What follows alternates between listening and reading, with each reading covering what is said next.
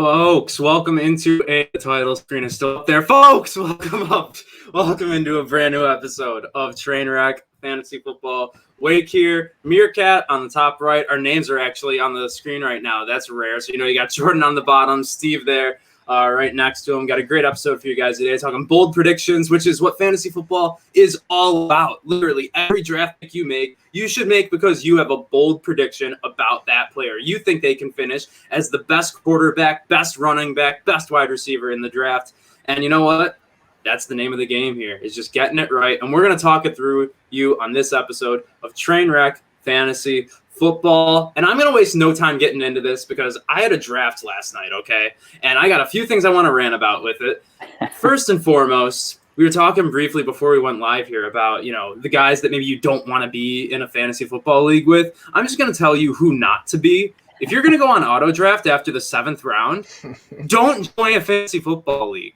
To be completely honest, there's nothing that ruins the natural ebbs and flows of a draft like someone being stuck on auto draft. So the guys that are naturally falling aren't falling anymore. People reach. This guy has 4 quarterbacks on his team now because he just auto drafted for the last round. It's brutal. So please, for the love of God, just don't be that guy. Don't be the guy who just shows up for the first few rounds, the first hour of the party, and then leaves. That's not where the fun is.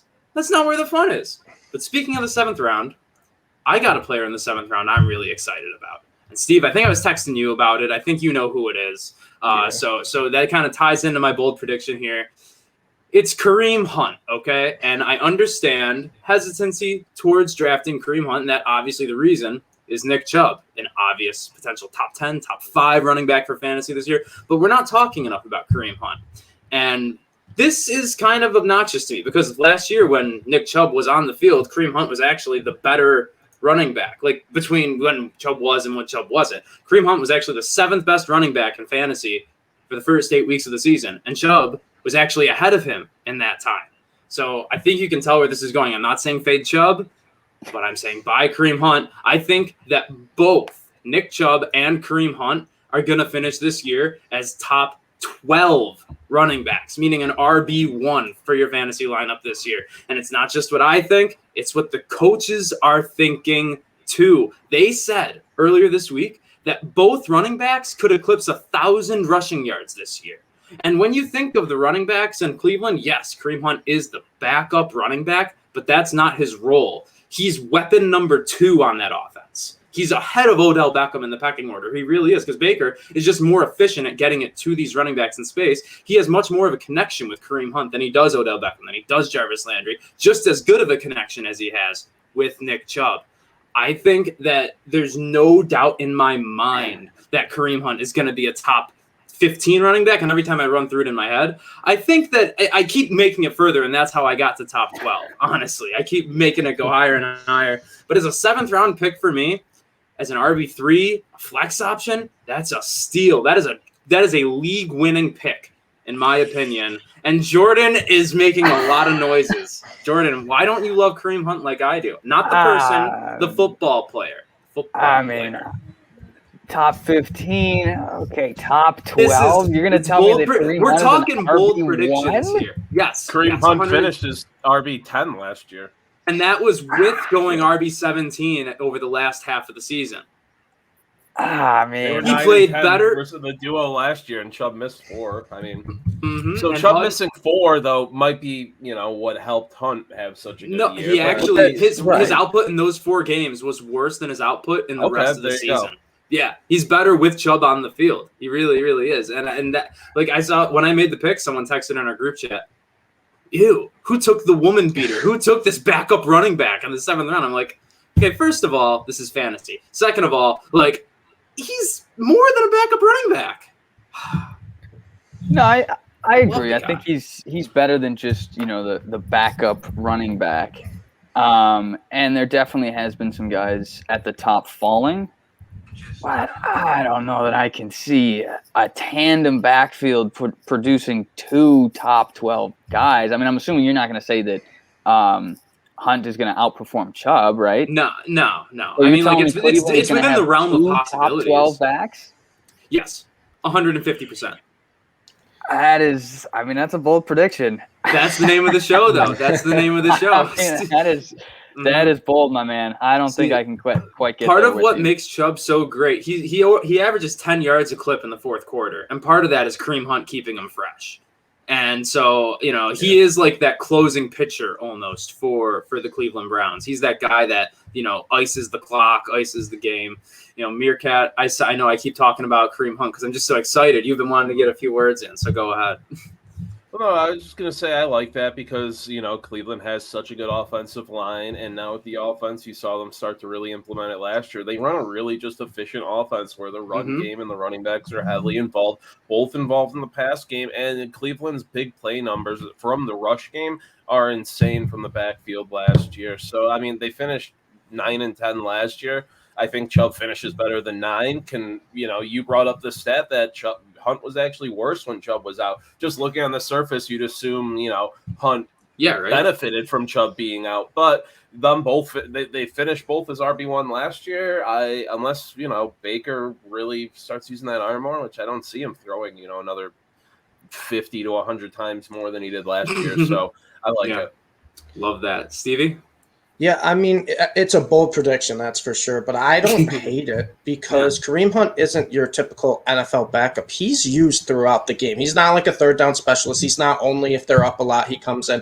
Kareem Hunt is used throughout the game. It makes Nick Chubb owners lose their mind because he'll have a great drive, and then you see the second drive, Kareem Hunt starts with the offense on first down. I don't mind it. He's going to get consistent touches. He's going to get, a lot of playing time, and he can benefit from a Chubb injury. But both in top 12, it's tough. But I've called it all year. It's a running back dead zone this year in like the middle of the second round to the fourth round. It's like, do I want to reach for these guys? Do I want to wait and just take a couple stud receivers?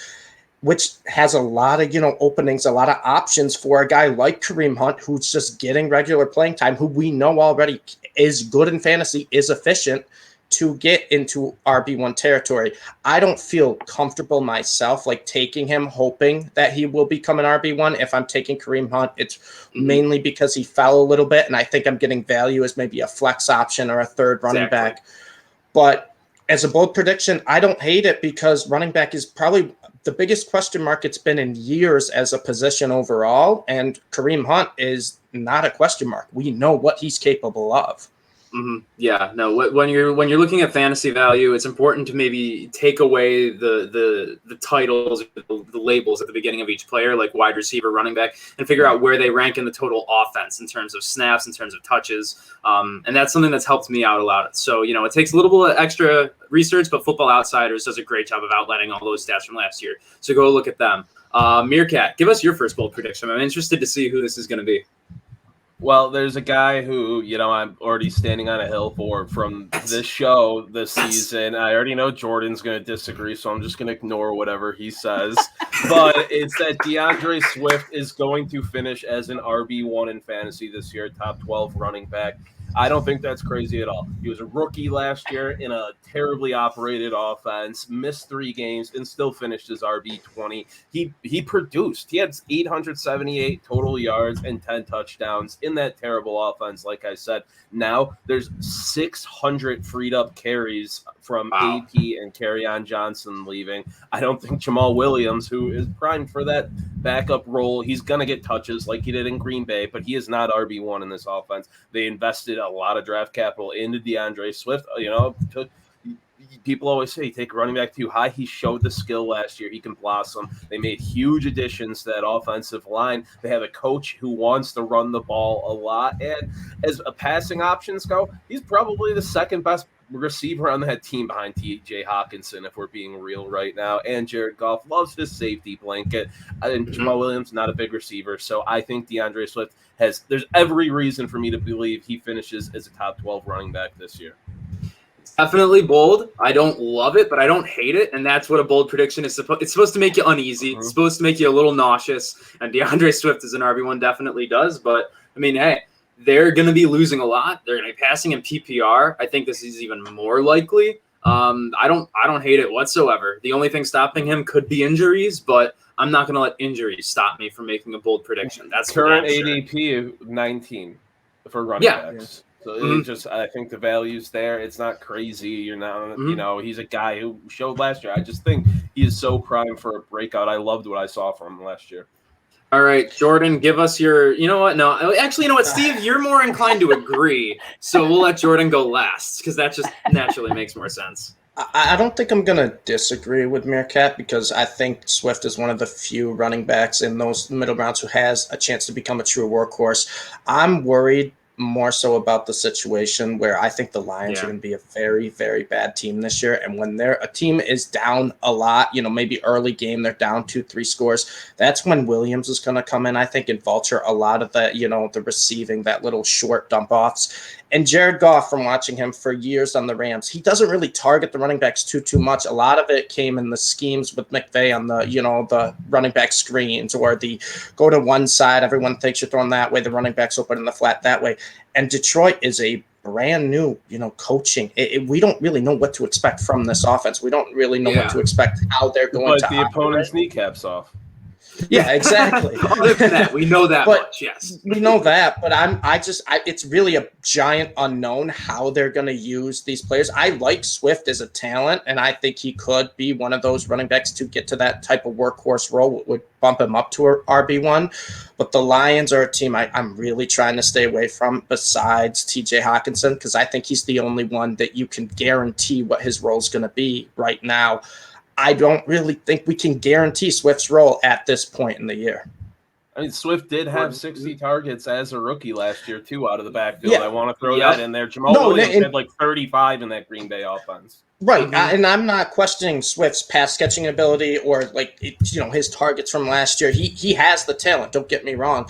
I'm more questioning Jared Goff, the Lions' offensive scheme, and if they're just out of games, why would you, have Swift out there when you're down 2-3 scores? Because they have an idiot coach. That's almost what I'm saying. It could benefit, right? It could benefit his running backs down 4 scores in the fourth quarter. That's fair. Mm-hmm. I know people say the offense is bad. They're going to be throwing a lot, but this is a terrible passing offense. Really bad. They're going to be down big in games. I think they're just going to call it. And plus, I said their coach is an idiot, which I love. He's the type of guy who wants to pound the ball, establish the ground game. He's made that clear with his statements already. But if it's a terrible passing offense too, doesn't that mean defenses are going to load the box against them too, making it that much harder for Swift to get efficiency, get his yards? I have the way he plays. He's an outside guy with that offensive line too. I don't know. I don't hate it. I'm just very concerned about the Lions. That's all I'll say about that. Yeah. Oh, I hate them. Oh, I know, Meerkat. We were pounding the under. Jordan, quick thoughts on DeAndre Swift and give us your first bold prediction. Yeah, I mean, I think in terms of if you're going to take a guy and think that he's got upside, I think DeAndre Swift, as much as I'm not super high on him, I don't think you're really going to get burned that bad by him. I think the floor isn't all that low. I personally think that I'm not as high as Meerkat, but I don't think that he's going to be somebody that you draft in the second round and wind up with RB4 type production. He's probably, as long as he stays healthy, you're probably getting at least flex value out of him. Yeah. I personally don't love him in the second round, but you could do a lot worse than DeAndre Swift. And the ceiling is there. You're trying to dismiss Jamal Williams, though, but this guy is very Marshawn Lynch-esque, at least in his press conferences. Thank you for clearing that up. I just read your for a second. Very few athletes are as entertaining in press conferences. I love Jamal Williams. Really hoping he sticks around for a bit. That might be the only reason why he gets more touches is because Dan Campbell likes him as a. Is it Dan Campbell? That's his name, right? Yeah. Okay, I couldn't remember if that was him. Yeah. Okay. I mean, this guy. You talked about he's an idiot, and yeah. I mean, I like the bravado and whatnot. You want to buy into it. He just reminds me a lot of Rex Ryan. Very abrasive, very rough around the edges. Cutting your 17-year captain long snapper on his birthday You know what I mean? Like, you're the Detroit Lions. You've got so many players that don't need to be in an NFL roster. You cut that guy on his birthday. Like, these fans, they don't have much to root for. You're going to take that away from them. I mean, I remember the Bills when we had Brian Moorman, and that was like our star guy. Oh, we got a great punter. Mm-hmm. You know what I mean? Like, everybody loves Reed Ferguson, but just because he's a fun guy at this point, not because he's like, wow, he's one of our MVPs on the team. You know what I mean? And to do that to your fans, that's got to have some locker room implications too. Like, a lot of guys thinking, ooh, maybe I don't want to, lay it all on the line here. So, yeah. Yeah. What's your bold prediction, Jordan? My bold prediction, Mr. Trubisky will start week 1. No, I'm kidding. All right. You didn't get me then. That was too outlandish. You didn't get me. No, for my actual prediction, I will say I think Jaret Patterson will finish as a top 30 running back this year. I've liked him ever since Washington. I mean, I've liked him when he was with UB. I like that Washington picked him up. I was a little worried because there are some guys ahead of him on the depth chart, but he's doing everything he needs to do. And aside from Antonio Williams, who, I mean, Meerkat even mentioned, I'm sure he'll be happy to talk about how he's not super high on Antonio Williams. Gibson, you mean? You've got J.D. McKissick as the pass catcher, but if Jaret Patterson can kind of fill that role, he's really a Swiss Army knife type of player. And, he put up, 400 yards, 8 touchdowns against, Kent State, not a huge school. But I think it's important to remember that this was a COVID-impacted season. So the games that he was supposed to play against the big power schools, they got canceled. We only saw him in, what was it, like 5 games or something crazy like that? So there's a really small sample size. It was 6 games, yeah. Very small sample size. And I think if anybody can break out and really snag some time, Washington might be a good place to do it. And I think that he can really get flex value, and he's a guy that's pretty much not being drafted. I haven't seen him drafted in any mock draft I've done. Yeah, I almost drafted him last night really, really late. And it's not because I think it's going to happen, but, like, there's just no way that Peyton Barber keeps a roster spot. Jaret Patterson doesn't earn it. Like, that's the only thing that, like, the guys in front of him just aren't inspiring. Like, sure, J.D. McKissick got 14 targets in one game, but, like, that's because Alex Smith didn't know how to be a quarterback last year. Like, that's all that is. So, I mean, like, I could see it happening, and that's why these are bold predictions, things you can see technically. But I am, despite the UB Bulls blanket on my bed there, I find it hard that he'll see the snaps. But hey, if he gets on the field and he gets the opportunity, he could definitely do it. Definitely, yeah. Steve. So actually, he kind of stole one of mine because one of mine was Jaret Patterson will be fantasy relevant. And what I mean by that, I'm not going to go out and say he's going to be a certain rank of the position because it all comes down to a situation there. Gibson's the clear number 1 right now. But what we know is Antonio Gibson was not a running back in college. When he was at Memphis, he was used as like a gadget guy. He only had, I believe, 33 career college rushing attempts. Yeah. And he only had 170 attempts last year as a starter. He played in 14 games, started 10 of them. He missed a few to injury, and we know what J.D. McKissick is at this point. He is not an every down back. So if anything happens to Gibson, McKissick is not going to be that first, second, third down back. He may still have his role as a pass catching back, and he always will. But Patterson can be a true, every down back for the football team if he's given the opportunity.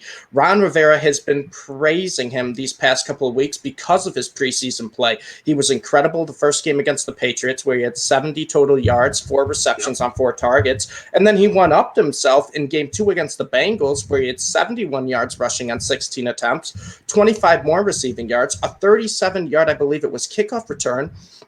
And again, 3 receptions on 3 targets, no drops, and that's something we never saw from him at Buffalo. He wasn't used at all in the receiving game because that's just not how their scheme was. But I love Patterson, and this is biased because I've always loved Patterson. I've always rooted for the Buffalo players, but he is special, and I truly believe it's not just the box scores he's putting up. It's the cuts he's making. It's his vision, and he is earning himself a role on this team. I am in the camp where I don't think Antonio Gibson is the workhorse RB1 that everybody thinks he is. I really think Washington is going to use all three of these backs, and I think Patterson is ahead of Peyton Barber. He's ahead of him right now on the depth chart. That's really all he needs to make the team, and I think he will have a role of, maybe it's only 4 to 8 touches per week when it starts, and McKissick's still the third down back. But if one guy goes down with an injury, it doesn't matter if it's Gibson or McKissick, Patterson's getting plugged in, and he'll have a role. You may have to have an injury for him to get the opportunity, but I don't hate this as a bold prediction at all because I love the talent, I love the situation, and I love the opportunity for Patterson. So I love it. Like, I love it because it's Jared Patterson, UB. Everyone's rooting for him and stuff, and they're giving him every opportunity to make this roster. I mean, they're even letting him return kicks. He's become, a relevant receiver in this preseason after not catching like any 7 for 7. Yeah, 7 for 7. After not catching any balls at UB and stuff. So they're giving him like the looks everywhere. And I do like Antonio Gibson, but from a fantasy perspective, I think he's being way overdrafted. I think he's going to be good. As much as I love Patterson stuff, I don't see him being like an impact guy in fantasy. If Gibson goes down, 100%, but that's a big if. I don't see him, ever getting like more than 10 carries. He touches at least in a game. And when you get to like the actual game, is he going to be that viable as a receiver? Because McKissick is going to make this team. Right. And you saw him get double-digit catches out of the backfield last year. So I think they're giving a pathway to, contribute somehow and definitely make this team. But as far as this year and stuff, I think some things definitely got to play out for him to be fantasy relevant. But I would love to see him, blow up. One thing that we haven't mentioned yet is that his coach is Ron Rivera, who used D'Angelo Williams, Mike Tolbert, and Fozzie Whitaker. Yeah. Like a lot. Fozzie like Whitaker, all three yes. of them. Yeah, that's my favorite NFL name ever. Like honestly, that's first team all name right there. So if there's any head coach that's going to give Patterson the opportunity in the regular season, it might be Ron Rivera. So he might be in the perfect spot for it right now. Steve, let's get it going. I know you tweeted that you got one I'm going to hate, so I'll save that one. I'll save that one because I'm sure you know what it's going to be. But my bold prediction is kind of similar to your first one. It's not two running backs on the same team will be RB1s. I think 2 wideouts on the same team will be wide receiver 1, and it's Julio Jones and A.J. Brown of the Tennessee Titans. I think they both will be wide receiver 1. And I call it bold because the wide receiver is just stacked. The position's absolutely ridiculously stacked this year. And I think you're getting both these guys at value because being on the same team, they're kind of hurting the other one's value. I don't think you should be afraid of that.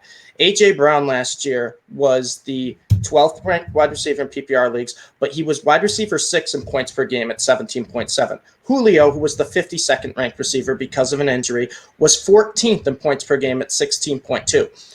Everyone's like, oh, Julio's always hurt. He's not durable. The previous 3 seasons before last year, Julio was wide receiver 3, 4, and 7. He only missed 2 games. He just doesn't practice. That doesn't mean he's not durable. He will play. Last year was the first time he got hurt in over 4 seasons. I'm not too afraid of it. And A.J. Brown was wide receiver 21 as a rookie. So he was great as a rookie. He was great last year.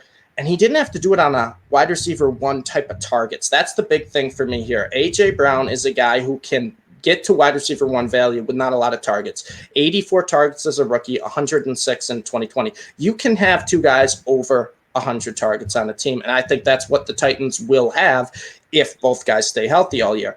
Everybody raves about Ryan Tannehill this year. It's everyone's sleeper quarterback, breakout guy. And if he's going to break out, he's going to do it with these 2 wide receivers because Derrick Henry will have occasionally a big screen he runs in. But other than that, the Titans' weapons, I know you guys love Anthony Firkser, but they added Josh Reynolds to the slot, who is a fine guy, but 113 receptions in 64 games. That's 4 full seasons. He only has 1.7 receptions a game. They really don't have any other receivers other than that. And I'm still not convinced Firkser's going to have a huge target share. He'll probably have a role, but I'm not over the moon on him like you are. I know. But Derrick Henry ran for 378 carries last year, and A.J. Brown was still the 12th ranked receiver in our wide receiver 1. Henry's carries have to come down a little bit. And even if they don't, I think Tannehill still can sustain both these guys. Meerkat and I talked about Julio on the Free Money Football Show. We love him. When healthy, he's one of the best receivers in the NFL. And the Titans have been running a play action scheme that has been getting A.J. Brown open all the time. Tannehill, in his 2 years starting as the Titans, first in yards per attempt his first year, 9.6. Last year, 7.9, which was still 5th best in the NFL. And he was first in yards per attempt on play action. They love using guys out of play action. It'll help for, big plays where A.J. Brown doesn't need that, 80 receptions to get to wide receiver 1 territory. And Julio Jones is just a monster.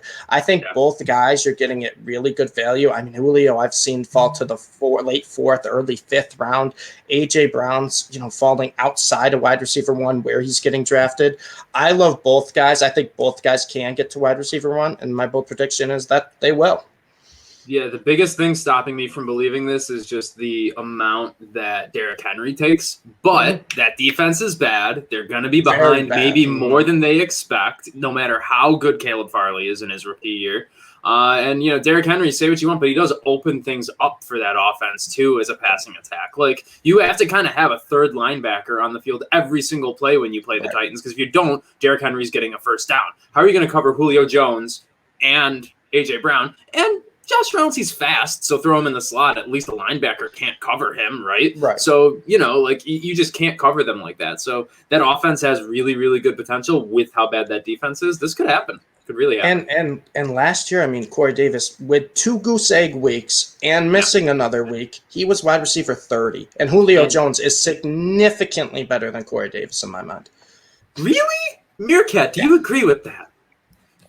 Yeah, I do. Me and Stevie went off about Julio and the fantasy show. He's being so undervalued this year. It's kind of ridiculous. But if I'm building off what Stevie has to say, like his take right now, I'm going to throw in one of my other takes I have left, because it builds off of this. I love Julio. Love him to be a top 12 receiver this year. But A.J. Brown, not a wide receiver 1 to me in 2021.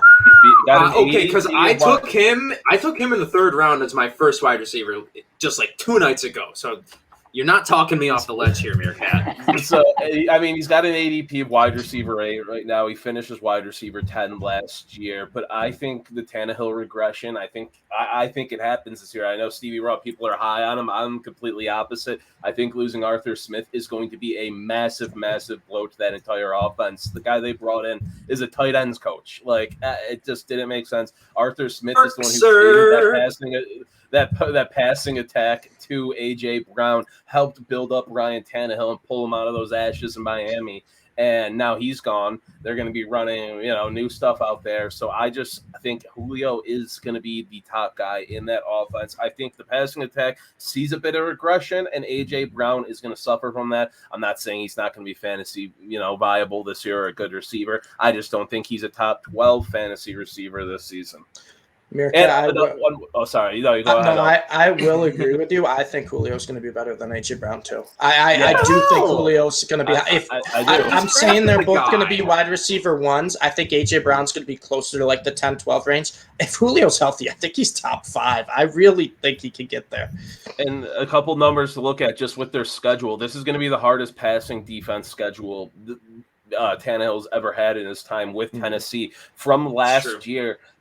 So for the schedule variance, it's based from 1, which is the hardest jump, to 32, which is like nothing. Their pass defense and pass defensive rank jump in schedule this year are 4 and 2. So an extreme jump. They face a lot better defenses. I just think that the offensive line's not great. It's really old. Tannehill's starting to get, up there in age. Not really, but he's just, I don't know. I think there's regression in this passing attack this year, although I do like Julio and my sweet baby boy, Anthony Ferguson.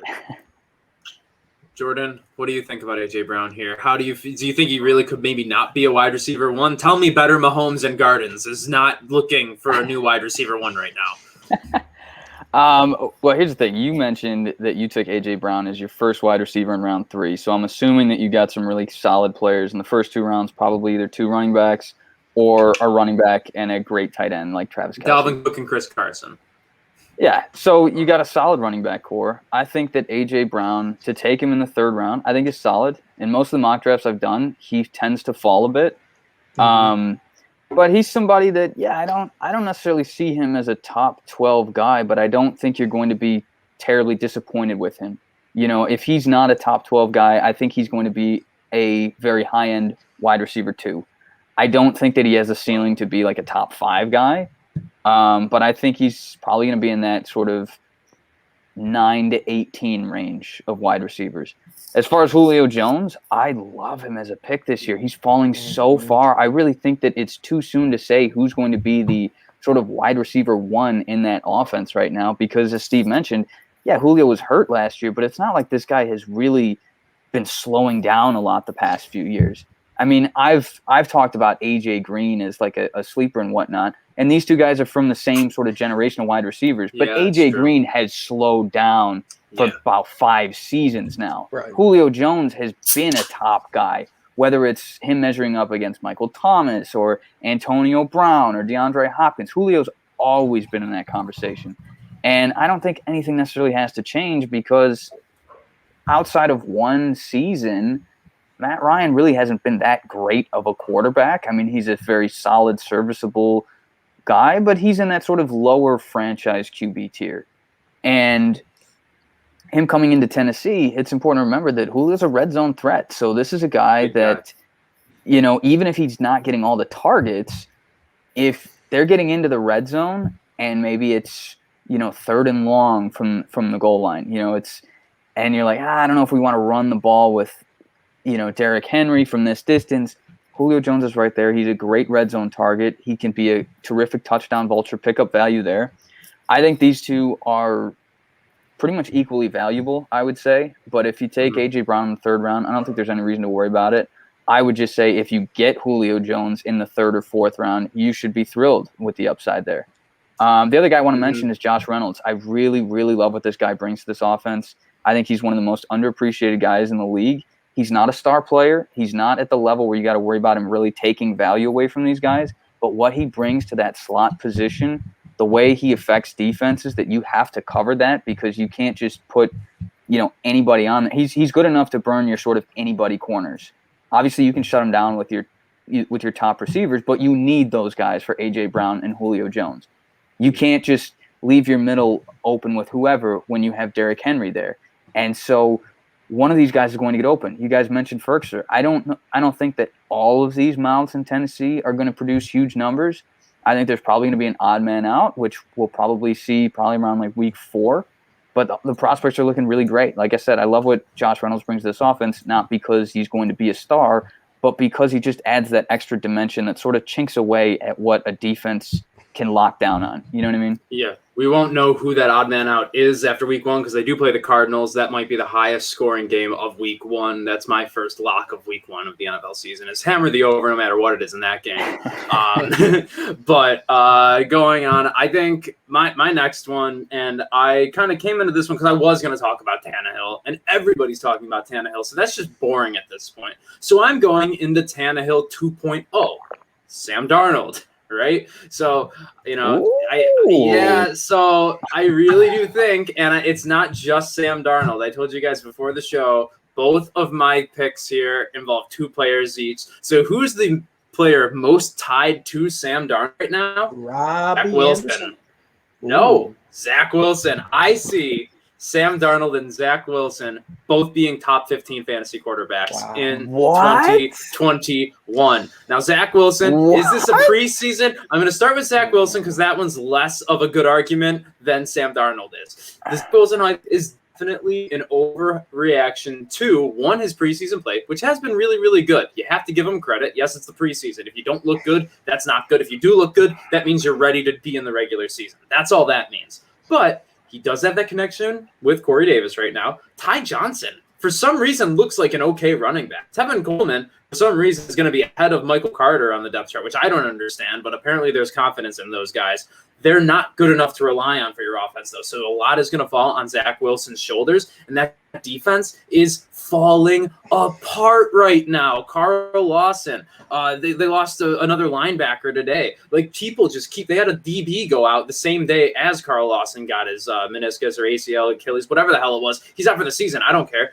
That defense is going to hemorrhage points, and Zach Wilson Wilson is going to have a Justin Herbert-esque rookie year just with how much he needs to throw the ball to keep his team in games. They have the most wide receiver twos in the NFL. You can't cover all of them at once. If you have like Denzel Mims, Corey Davis, and who the fuck else do they have? I can't. Elijah Moore, Jamison Crowder, everyone's favorite wide receiver too. There's enough guys who can get open on that team. Keelan Cole, Tyler Kroft is looking all right. Chris Herndon. They are a very deep, average team, and it seems like Zach Wilson, after he looks like he was getting average. He was getting some mentorship from Aaron Rodgers. I think that he could, just based on the situation, not based alone on talent, could be top 15. Now, Sam Darnold, it's a much better argument. Okay? Christian McCaffrey is not going to be running the ball as much this year. I think that's just obvious because of his injuries, and they drafted Chuba Hubbard, who is a much better runner than receiving running back. I think he's going to take a little bit of the weight off of Christian McCaffrey in the run game, and McCaffrey's just going to get those touches back. They're going to be reallocated to him through the air, whether they're on screens, whether they're on just short passes in general. So those give Sam Darnold points. Every yard that Christian McCaffrey creates on his own gets Sam Darnold a point. This is the best offensive line Sam Darnold's had in his career. This is the best receiving core Sam Darnold's ever had in his career. And he has a coaching staff that seems like they want to build around him for the first time in his NFL career. So just between Robbie Anderson, DJ Moore, Paris Marshall is a fantastic young guy. Sam Darnold is definitely finishing as a top 15 QB. Zach Wilson probably will. It's bold. I don't hate it. It's definitely bold, but I don't hate it. I mean, obviously, we want to hate Zach Wilson as Bills fans, but sorry to win. You see me in the Trainwreck chat. I go unbiased NFL guy all the time. I love evaluating quarterbacks, and you got to be unbiased because the AFC's there's been a lot of young quarterbacks the past 2 decades, other than Tom Brady, and. So Zach Wilson, he's got the weapons. You brought it up. Salah, I think he's confident, way big of an upgrade from Gase. And offensive line, I know Mekhi Becton's been struggling a bit, which is a concern, but they drafted well. The line looks solid enough. He looked great this weekend. I know it's preseason. You got to take it with a grain of salt, but still, I just think, Zach Wilson can be there. And you forget, he can run the ball too. So that's that. And then I honestly think he might finish higher than Darnold this year, who I like. I've been a Darnold defender, my unbiased NFL guy. I think getting on a new for him, I think he's going to be a good year. So I like this pick. I did not think anyone would agree more than 40% with me. So this is already going better. Steve, bring me down to earth. I mean, I don't hate it just because I think top 15 is possible, and Zach Wilson has impressed me so far in the preseason. I think he would, but he has. He's looked pretty good. Darnold is the bigger question mark for me just because I don't know if he's that talented, but if he's Tannehill 2.0, I was in the same camp with Tannehill where when he was with Adam Gase, I was like, this guy's garbage. I don't know why the Titans would take a chance on him. I don't like this. And then all of a sudden he played a little better. The scheme changed. And Sam Darnold, you talked about his weapons. I love Carolina this year. Their weapons, their defense, their offensive line, the fact that McCaffrey's back and he has a good backup. You have now they drafted Terrence Marshall to go with Robbie Anderson and DJ Moore, which is quietly, I think, one of the best trio of wide receivers in the NFL. I think it could top be 10 for sure. I think it could be top 5. I really do. I love all 3 guys. Darnold reuniting with Robbie Anderson, who he already has chemistry with, in a new environment where Robbie Anderson's been running, completely different routes than he did when his time at the Jets. I could really see it if, Darnold is better than I think he is. It's Zach Wilson and Darnold are 2 guys. I didn't love Wilson in the draft. I didn't love Darnold with the Jets, but they're both in pretty good situations. And you talk about Zach Wilson with the Jets, Michael Carter, Tevin Coleman, Ty Johnson. It's a competent backfield. But they do have 5 okay receivers. Corey Davis showed all signs last year if he could become a number 1 receiver at some point. Keelan Cole has always been solid when he was on the Jaguars. And then you have Jamison Crowder, who's a very, very good slot receiver. Denzel Mims, I loved coming out of college at Baylor. He hasn't looked so great so far, but I think he has all the potential in the world. It's just a matter of, can these quarterbacks perform, and top 15 means they will perform. So your bold prediction is really that Sam Darnold and Zach Wilson will be good quarterbacks this year, because if they are good enough quarterbacks, they have the weapons around them to be top 15 fantasy QBs. I'm saying you can be able to stream them or play them in DFS and be absolutely comfortable with it most of the time. If you draft Sam and Darnold and Zach Wilson, I haven't analyzed their schedules side by side, but that wouldn't be a terrible streaming tandem right there. At least maybe once you get into the regular season, because those guys aren't getting drafted now. So don't the pick unless unless you're.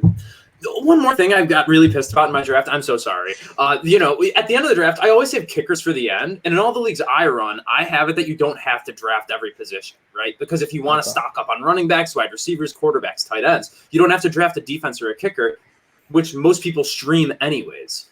My league that I just drafted, I couldn't take Chubba Hubbard in the last round because I was forced to take a kicker, and I can't drop him either. So if you run a league, maybe just consider not having those roster requirements, because it's just for people who are really kind of trying to game the system a little bit and play smarter, not harder.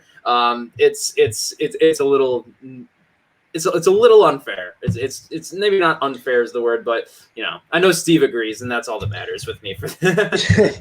Yeah, the only thing I'll say on that is I think sometimes, depending on what site you use, you have to submit a full roster. If you do it offline upload, or if you do it through their system. But I mean, to your point, after the draft, if someone wants to drop their kicker or drop their defense, pick up a guy, and then just wait till Sunday to pick up a kicker or a defense, I do that all the time, and I think you should be doing that. Mm-hmm. All right. We got off tangent. Had to get that off my chest. I am sorry. Jordan, give us your bold prediction. I hope I agree with you. I'm in the mood to agree with Jordan. Let's just talk about how rare that is. You know what? I hate to waste your good generosity, so I'm going to put that on hold real quick. I'm going to ask you to do me one favor. I'm going to ask you to do me one favor. Okay, I'm going to ask you to – I'm going to list some quarterbacks. And I'm going to ask you to stop I love me. This game already. I'm going to ask you to stop me when I get to somebody that you think is going to be worse than Sam Darnold and Zach Wilson. Worse than Mahomes. Okay. Absolutely not. Of course. Josh Allen. No. Aaron Rodgers. No. Lamar Jackson. No. Russell Wilson. No. Maybe, Kyler but most likely not. No. It's not because of Wilson. It's because of his coach and the offensive line. That's the only reason. Okay, keep going. No. Tom Brady. No. Maybe, but more likely than Russell Wilson, but no. Yeah. I think once you get past the top 10, like the main 10, 11 guys you have, it's kind of a as soon as you get to, you know what? Ryan Tannehill. I was just going to say, this is where it starts to get shaky. And I'm going to say most likely he's better, but the next guy I'm going to say, who's the next one? Justin Herbert. Oh, no. All right. Matt Stafford. No way. Joe Burrow. Maybe. Big maybe. That's most likely. Daniel Jones. 150%. And then Jalen Hurts. Most probably. Can I buzz in? Can I buzz in? Yeah, I was thinking about Hurts earlier because I knew Steve would back me up on that one. I had to make it one of my bold predictions. I had to. I told you were going to hate this one, Mike. I think Jalen Hurts is going to be a top 5 QB. I've gone out on a limb. I think he's going to be a top 5 QB, and it is not that I think Jalen Hurts is the 5th best quarterback in the NFL. It's not that I think the Eagles will be a good team. It's that I think he will be the 5th best fantasy quarterback. You have to know the difference between, a real QB, fantasy QB. Jalen Hurts has the highest rushing floor of any quarterback in the NFL besides Lamar Jackson. And all signs point to him being the Eagles starter, and there's no plan elsewhere besides, there were rumors that they were going to trade for Deshaun Watson. Now he's being investigated by the FBI. That's kind of pushed under the table. Joe Flacco's his backup. He's not playing. Jalen Hurts will be starting every game for the Eagles unless he gets hurt. In his 3 full games last year, he was the 3rd best quarterback. He had 19.2 points, 37.7 points, 18.5 points. He averaged 280 passing yards a game and 79 rushing yards a game in those 3 full games. That's a 16-game pace of 4,500 passing yards, 1,260 rushing yards, which would have been third best in the NFL, not third best of QBs, third best in the NFL of all players for rushing yards. He did this in college at Oklahoma and Alabama. It's not like we haven't seen this before. What's the biggest complaint about Hurts? Oh, he's inaccurate. He can't throw the ball. 52 completion percentage. Well, that's what happens with young guys. They figure that out. That's what everyone was saying about Josh Allen his rookie year. Kyler Murray, people have been talking about not being so accurate. Jalen Hurts has the tools to get you that floor every single week with his athletic ability. And he led all QB in yards per completion last year at 13.8 with a banged-up offensive line and no wide receivers. They just drafted Devonta Smith, who he already has chemistry with from college. Now you have, Jalen Reagor, year 2. That's when they normally take that jump up. The offensive line is healthy, and the Eagles' defense is terrible. It is awful. Really and we have been on the fantasy podcast here talking about how we don't trust their backfield, how we don't think Miles Sanders can be a workhorse number 1. Maybe Gainwell can have a role, but they don't have, a guy they can give to every down to pound the rock. They're going to have to be throwing the ball because they're going to be trailing.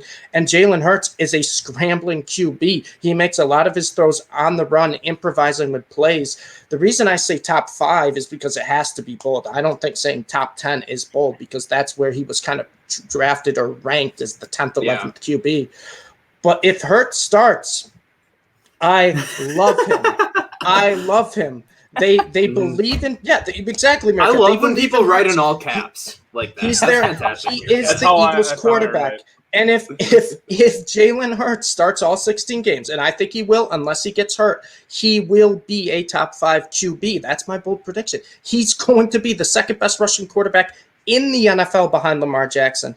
And he was still throwing for 280 yards in his starts last year with a 52 completion percentage.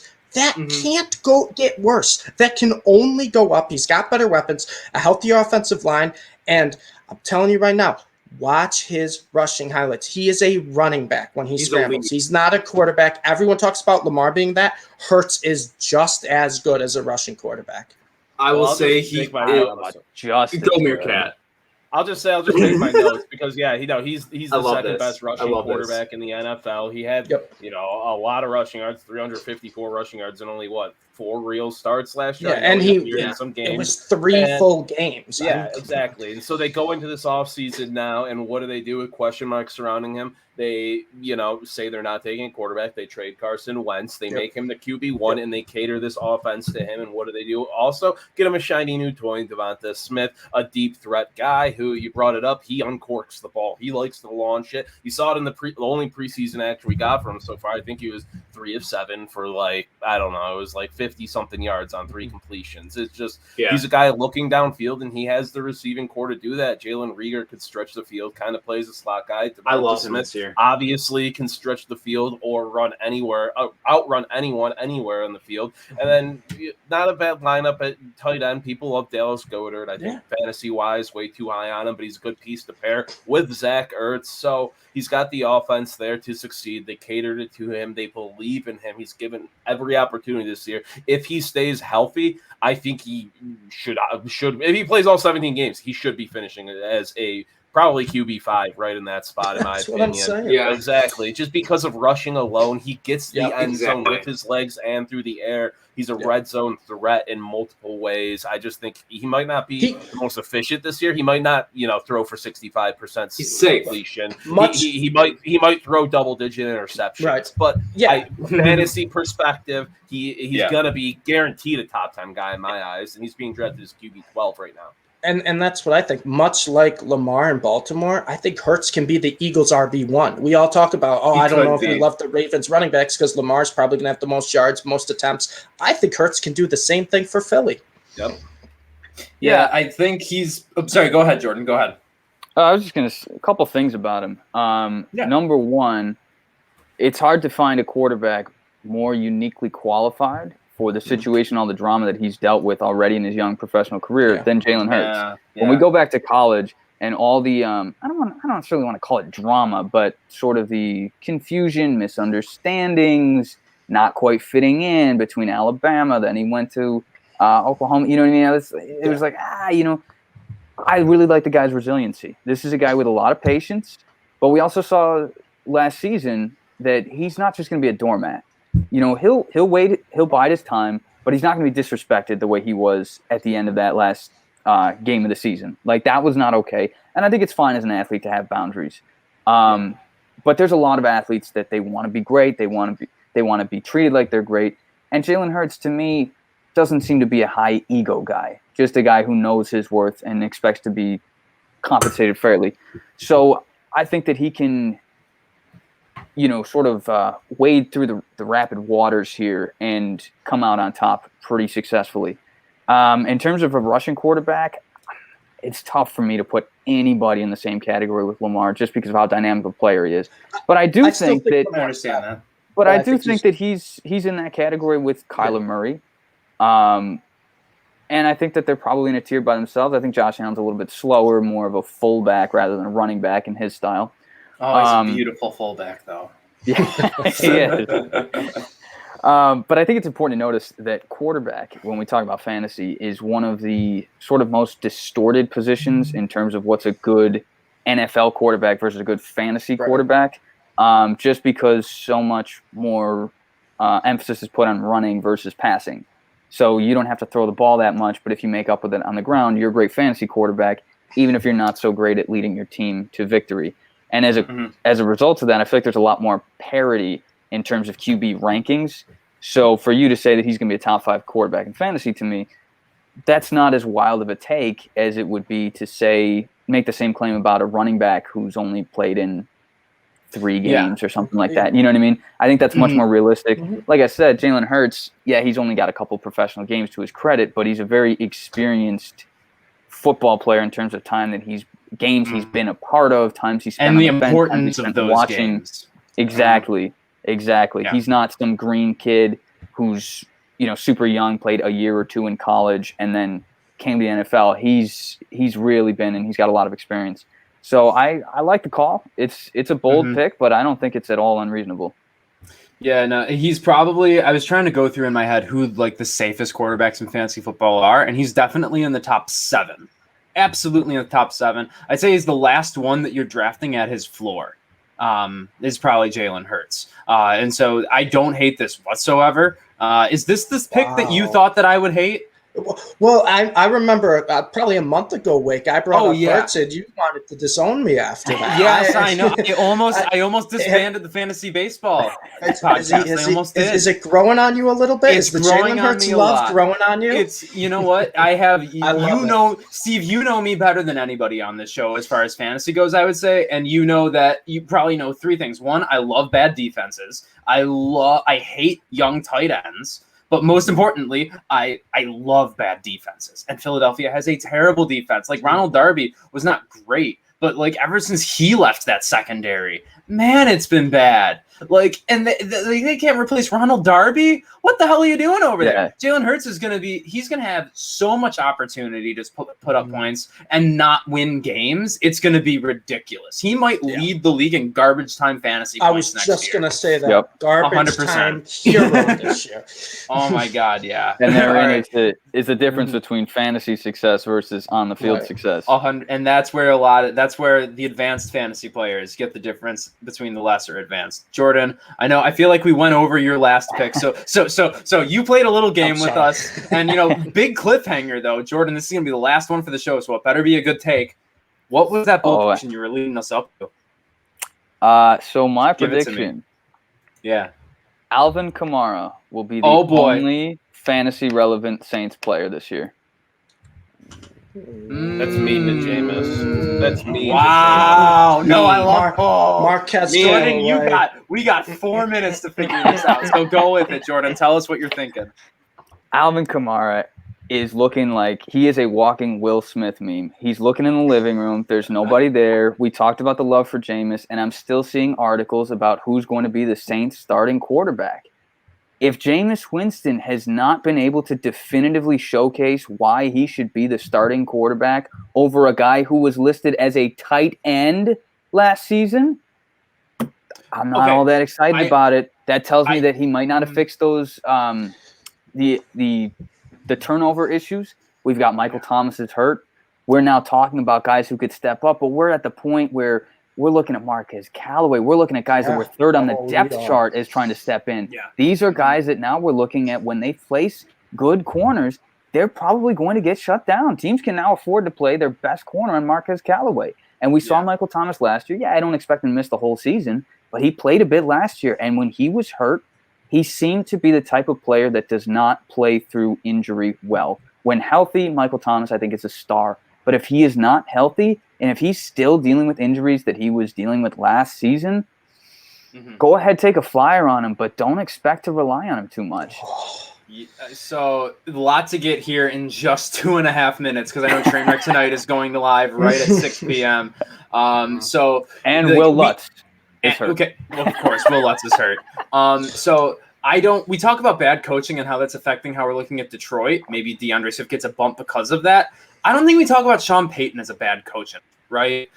But there's no way that in training camp, and I've been actually reading reports from training camp, and Jameis Winston has not been behind Taysom Hill by any means. It's been a good quarterback battle, and Jameis Winston has had bigger plays, more exciting plays. I think Sean Payton, he got lucky with Drew Brees. He traded for him and everything. You know, I can't remember if he was there for that or anything. But Drew Brees carried Sean Payton is basically what I'm trying to say. And he doesn't know how to find a good quarterback on his own. So I believe that Alvin Kamara could be the only relevant Saint just because of Sean Payton's inability to move on past Drew Brees. Meerkat, give us 20 seconds of why this is right or wrong. I think he's going to be the most fantasy relevant player. I think he's going to be a superstar. If Michael Thomas is healthy, though, I like him to have a bounce back. I like Jameis's arm. I like some of those receivers. Jameis, we're talking fantasy here, not real life. So he delivers the ball. He throws a lot of touchdowns and a lot of yards. I think a lot goes to Kamara, but I don't hate all the receivers. But he's definitely the only safe option. Only safe option for sure. Only fantasy relevant. Maybe different conversation, Steve, or how do you feel?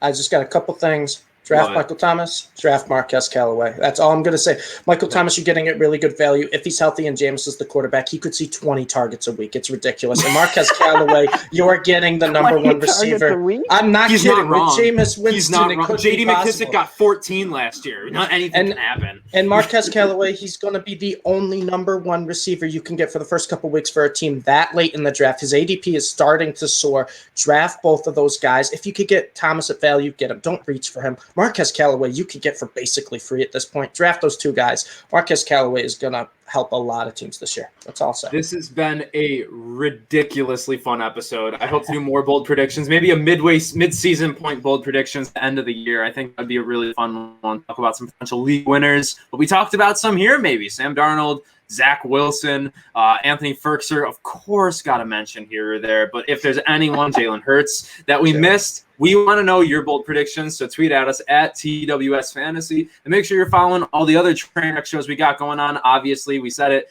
Trainwreck Tonight going live in 6 o'clock hour tonight. Crowdus' podcast back Wednesday. What's Trainwreck watching on Wednesday as well. And then just looking forward for you guys. Free Money Football Wednesday. Meerkat's going to be a very busy man. Trainwreck Fantasy Baseball the next day. Happy Hour Hoops making their return after the summer.